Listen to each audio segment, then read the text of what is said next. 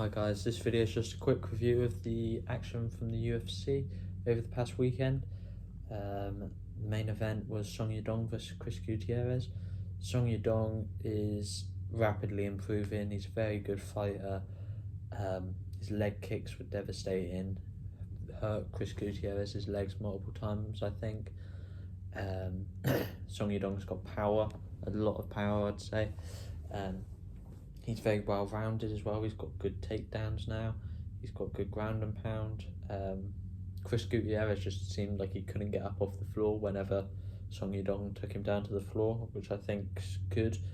For Song Yadong, obviously, Chris Gutierrez would need to work on that. But the fact that Song Yadong he has a good stand-up game.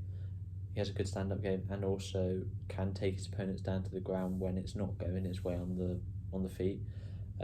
That's really good for him, and it's good to see in his development, and it's good to see for when I think he eventually challenges for a world title. I think the fight kind of panned out I thought it was. Song Yadong won 50-44. I didn't think Chris Gutierrez really deserved that high step up in the rankings in his opponent. Interesting to see how good Song Yadong was. Interested to see what happens next for both of them. Song Yadong's ranked number 7, or he was ranked number 7. I wouldn't be surprised if potentially he moves up a ranking, but I probably don't think he would, because that means he'd move ahead of Chito Vera, who's fighting for the world title.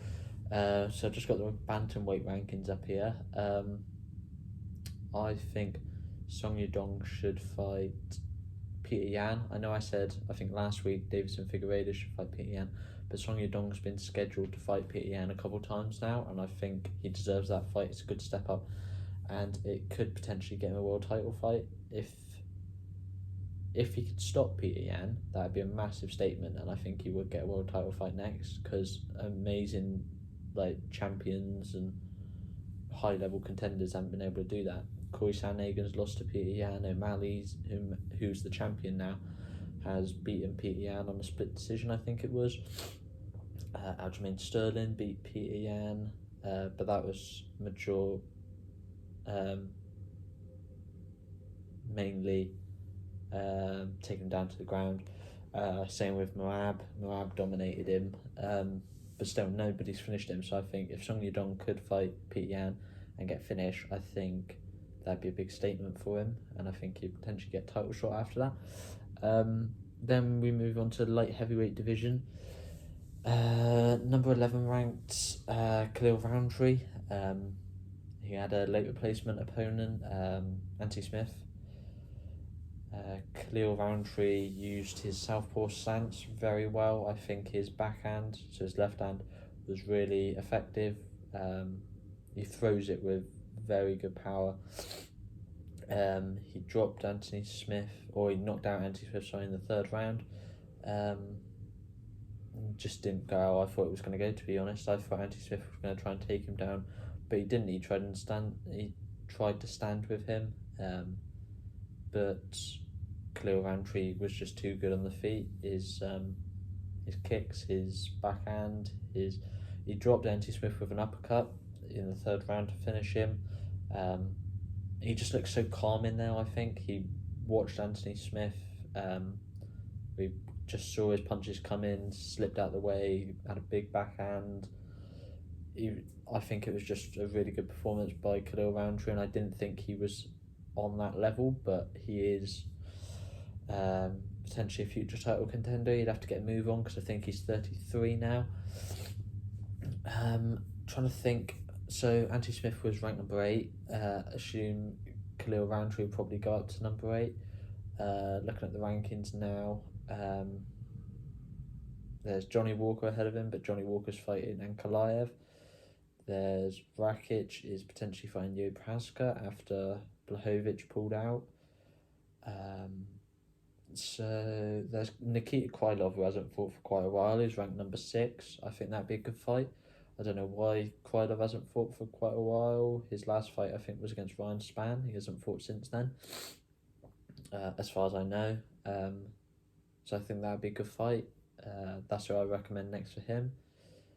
I think for Anthony Smith, I think I said last week that it would probably be his last run for a title, so I can't really see him fighting for a title again, unfortunately for him, because I think he's 35 now. I just don't think he can beat the top 5. He might prove me wrong, but in my opinion, he can't beat the top 5, I don't think. So I'm just looking at the rankings, who there actually is left. Probably below him. I think they would have to do a fight with some.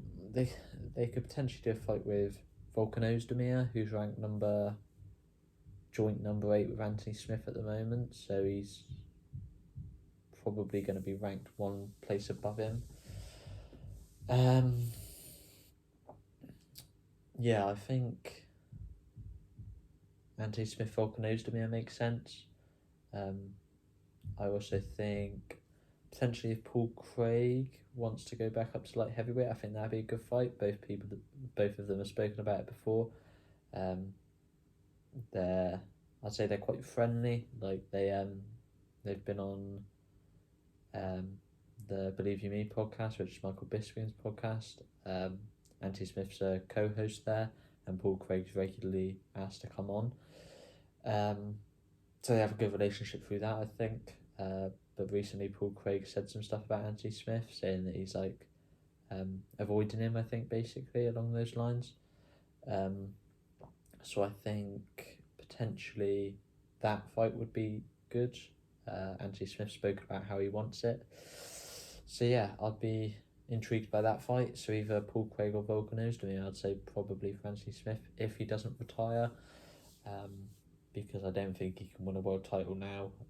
Off the back of that, it's a devastating loss. Then who was the other fight? The third fight was Tim Elliott against Sumadaji. Tim Elliott got a first round submission.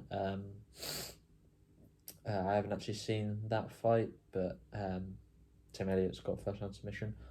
For Tim Elliott next, I'd recommend trying to fight up the rankings. Just trying to see who's ahead of him at the moment. So Mohamed Mokaev is ranked number 9. Tim Elliott's ranked number 10. I think Tim Elliott will probably stay there because Mokaev beat him in his last fight. Tim Elliott could potentially fight Matt Schnell. I think that'd be a decent fight for him. Or Alex Perez. One of those two, I'd say. I think it depends a lot on what Mohamed Mokaev's going to do. I think if Mokaev can get a fight against Mateus Nicolau or Kai Franz, I think that would potentially be quite...